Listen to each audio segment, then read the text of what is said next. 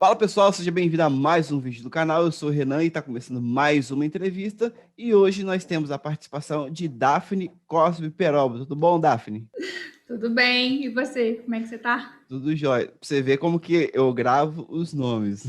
Mas se você Seguinte, esquecer meu nome, meu nome tá na sua cabeça tem muitos há anos, não pode muito tempo. esquecer.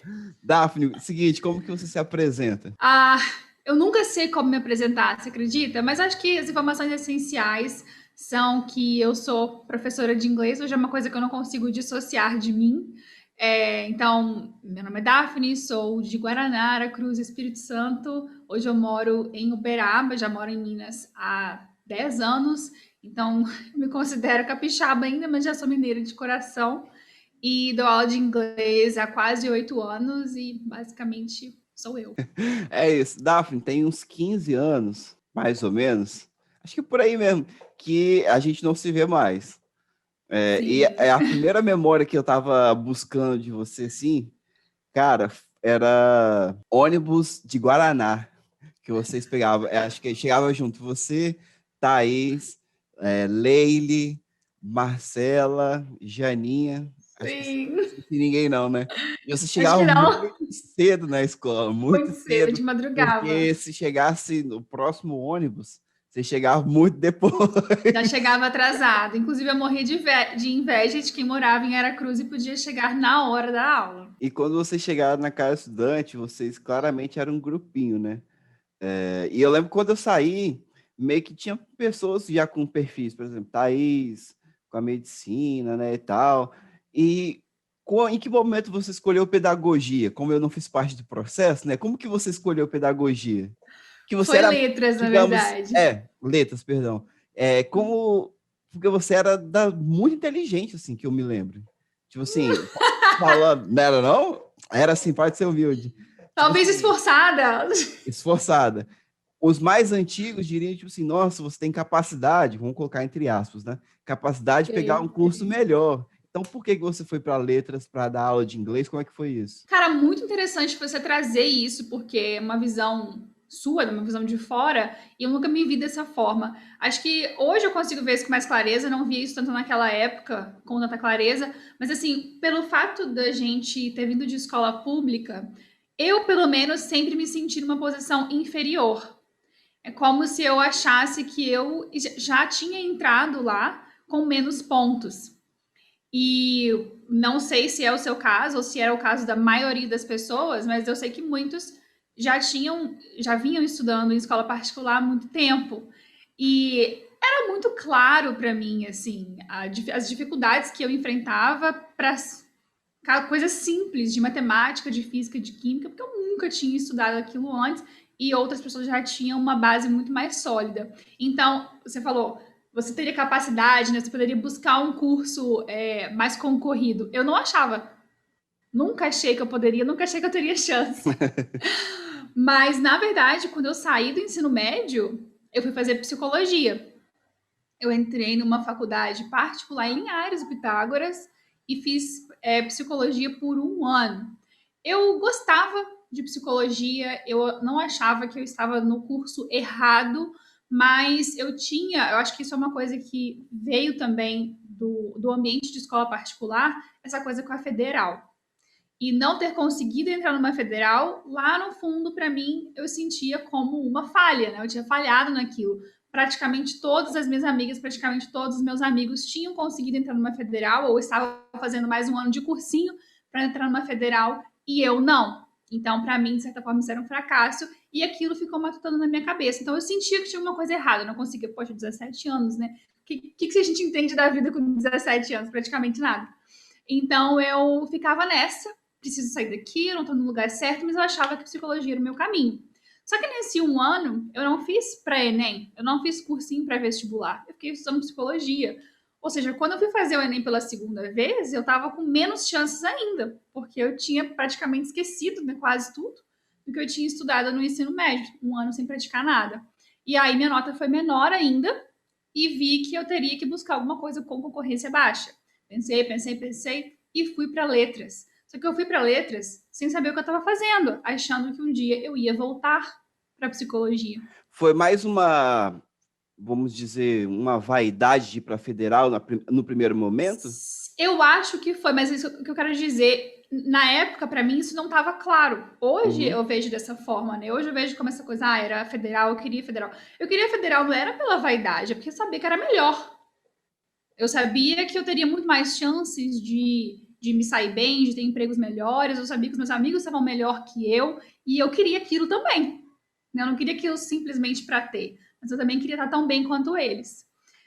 Então, esse misto de sentimentos acabou me levando para letras. E quando eu comecei a me entregar mesmo para o ensino de inglês, foi que as coisas começaram a mudar. Eu comecei a ver que eu estava no lugar certo, né, em letras e não em psicologia. E me encontrei, descobri o que eu amava fazer. E qual foi o primeiro momento que você falou assim, caramba, não é mais psicologia, é letras mesmo? Algum fato aconteceu, alguma matéria, algum conflito ali? Como é que foi para você essa decisão? Pois é, não tem um marco. Eu até fiz um post no meu Instagram essa semana contando sobre esse momento da troca de curso e eu escrevi exatamente isso. Não veio uma luz na minha cabeça, essas coisas não fizeram sentido num estalar de dedos.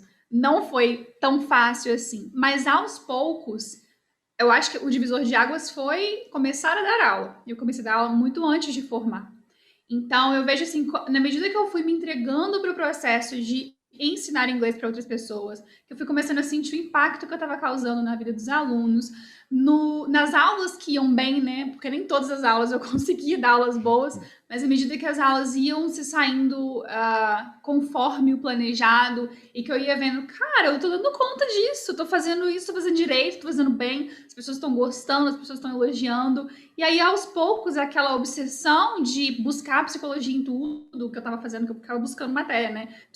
Psicopedagogia, psicologia da educação, ficava buscando psicologia em letras. E aí, aos poucos, eu fui largando isso, ao ponto que quando eu me formei, nem me passava mais pela cabeça voltar para psicologia. Então, foi um processo muito natural para mim e que foi trazendo aquela paz aos poucos. Eu vejo algumas publicações suas sobre essas críticas, né? Sobre, fala inglês fluente como se fosse um nativo com 3 meses, com 6 meses. Uhum. Aprenda só toda noite durante, sabe, 90 semanas, e aí vai. Para você, essa coisa não tem muito prazo, correto? É muito da prática, no tempo de cada um. E como que você vê esse tipo de promessa para as pessoas quando você vende esse tipo de produto? Eu já entendi a sua pergunta, mas no meu jeito de ver, né, nas Isso. minhas crenças, isso para mim é puro charlatanismo, né? Isso é estratégia de marketing para conseguir vender um produto que a pessoa vai se sentir com uma garantia. Então é muito mais difícil você vender um produto quando você não entrega o resultado já na sua promessa. Então, se você compra sei lá, um creme, você sabe que a sua pele vai ficar hidratada por 48 horas, mesmo que você tome banho daqui 6 horas. Mas você tem um número para te garantir a eficiência daquele produto. Então, as pessoas querem isso, isso é natural. Mas eu não aceito, né? Não é da minha natureza, não é da minha ética usar isso só para conseguir vender. Então, eu luto mesmo, assim, eu critico com unhas e dentes esse tipo de venda que é só pela venda. E qual o método que você usa, assim? Aliás, sua metodologia de trabalho. Vamos colocar um método, não, mas como que você trabalha para alcançar um resultado, às vezes, melhor, às vezes, para uma pessoa, ela quer um resultado mediano, mas ela quer de mais imediato. Como que você trabalha na sua metodologia dando aula? O que acontece? Eu acabei, na faculdade, tendo contato com muitos métodos, com muitas abordagens de ensino. E não acredito que exista uma ótima, uma ruim e uma mais ou menos. Mas cada pessoa tem um perfil de aprendizagem, cada pessoa tem um tempo disponível para se dedicar àquele processo, né, de aprendizagem, ao estudo. Então, eu acabei desenvolvendo no meu curso, que eu estou criando mesmo, eu crio material, crio as aulas, gravo as aulas, uma maneira de estudo, né, uma metodologia que trabalha com a independência do aluno. Então, eu acredito que a gramática é essencial para adultos, crianças não. Todo mundo fala. Muita gente vende o curso assim, né? Aprenda como uma criança. Não. Quem vai aprender como criança é criança. Adulto não aprende como criança. A gente não quer passar 2, 3 anos da nossa vida só ouvindo inglês para depois começar a balbuciar algumas palavras em inglês para depois de mais um tempo conseguir construir frases. É outro processo. Como que a gente dá essa independência, então, para o adulto já tão rápido, assim, porque a gente quer resultado para ontem? Então, eu uso a gramática como atalho. Eu te falo assim, ó, se você quer fazer frases no presente, você quer falar, eu vou no supermercado 2 vezes por semana, eu assisto Netflix todos os dias, eu vou caminhar pelas manhãs. Esse tipo de frase tem uma lógica. Começa com a pessoa, começa com eu, depois você usa o verbo, depois vem não sei o quê, depois vem a frequência, depois... Isso tem uma lógica. Uma frase ou outra foge, mas existe algo que te dá uma previsibilidade daquilo. Então eu falo, ó, isso aqui é a formulinha, né? É a formulinha. Agora produza as suas. O que você quer falar em inglês? Você quer falar que você vai no cinema uma vez por mês? Você quer falar que você gosta de encontrar seus amigos aos sábados? E aí você começa a produzir. Nisso você já está tendo a sua independência, né? Porque você está criando suas próprias frases. Você não fica refém de memorizar frases prontas e depois ficar copiando aquelas frases. E aí você já está praticando a escuta, porque você tem que ouvir os modelos, né? As formulinhas, você também está exercitando a musculatura da sua boca, porque você tem que falar em voz alta as frases que você cria. Então, é um conjunto que tem em mente o quê? Te permitir criar o inglês. Porque a maioria das pessoas fica só recebendo, aí depois daqui um ano, 2 anos, vai ter que falar com alguém, mas nunca falou antes, nunca produziu uma frase. Aí não consegue, lógico que não consegue, nunca fez aquilo antes, né? A gente tem que começar a fazer isso desde o começo. É aquela coisa, tipo assim, fui em todas as aulas, entendi tudo, mas nunca fiz o exercício. Chega na Exato! prova. E para você, Daphne, qual é a coisa, enquanto professora, qual é o fato, qual é a situação que mais dá prazer? Falar assim, caraca, por isso que eu fiz letras, por isso que eu quero ser professor de inglês. É quando a pessoa que não sabia quase nada ou nada, quando chegou até mim e me procurou, consegue se expressar de alguma forma em inglês. Pode ser assim, aquela frasezinha de 10 palavras que a pessoa demorou 2 minutos para produzir. Se ela faz aquilo sozinha, eu falo, é isso! E aí, conseguiu! E é muito engraçado essas vezes nas aulas, porque a pessoa fala, ai, que raiva, eu não consigo. Eu falei, consegue sim, tá conseguindo, tá saindo. Sabe, fica alegre do jeito que eu tô, entendeu? Celebra isso, porque tá demorando a sair as frases, mas elas estão saindo. Nossa, isso para mim faz tudo valer a pena. É isso então, Daphne, muito obrigado por ter participado. E agora deixo espaço para você falar do seu Instagram, do seu curso, da sua vida, sua mensagem final. Enfim, o espaço está aberto para você. Muito obrigada pelo convite. Antes que eu esqueça, deixa eu falar isso no final, vou esquecer. Adorei nosso bate-papo. Sobre o meu Instagram, é @teacherdaf, as 3 primeiras letras do meu nome, né? DAF. E lá tem sido uma grande aventura para mim. Eu não olhava para o Instagram com uma visão tão profissional, ia fazendo as coisas que me dava na telha, postava vídeo, foto, dia que dava bem, dia que não dava amém.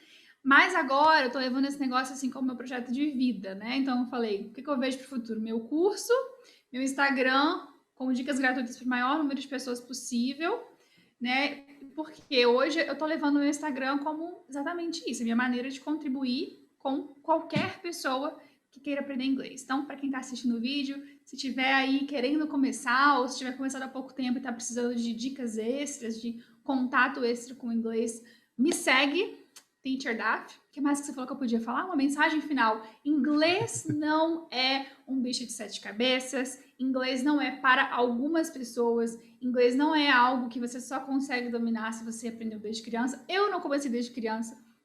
Eu não gastei rios de dinheiro em 5, 6, 7 anos de cursinho. Então, é para todo mundo consegue. O meu curso não está com vagas abertas agora, no dia da gravação dessa entrevista, mas eu abro vagas periodicamente e sempre aviso isso no Instagram. Então, para quem tem interesse, é só seguir. É isso. Então, muito obrigado, Daphne. Muito obrigado você que está assistindo. Se você gostou, deixe seu like, compartilhe com os amigos, ative o sininho, se inscreva no canal. É nóis e tchau.